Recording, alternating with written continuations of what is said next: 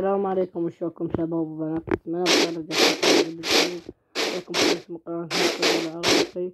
رجعت سلسلة المودات. شباب بهذا المقطع راح أجيب لكم مود شلون تجيب جهاز انتقال يخليك تنقلك من مكان لمكان. هذا مود كلش خرافي. وحبيت إذا تردون هاي احط رابط المقطع من شخص حملته، وهاي وانتو دخلوا على الوصف على مال الشخص وحملوا من عنده. اكو ناس راح تستغرب تقول ليش غيرت سكنك.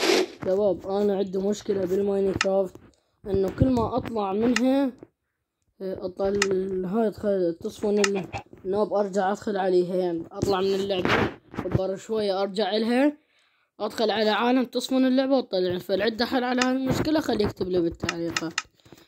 وسكناتي كلها هاي بس اطلع من اللعبة ومن ارجع يرجع عن كلهن، ومن اذا رجع عن السكنات هاي اللعبة تقوم تصفن ما ادري ليش. فاخترت هذا السكن لان كلش حلو عنده بقائمة الصور. فهسه لازم نجيب الغراض. لازم ادخل هاي على الكرافتنج تيبل.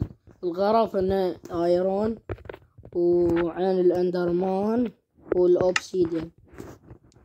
تحط الاوبسيديان هنا، لازم تحطه هيك وهيك.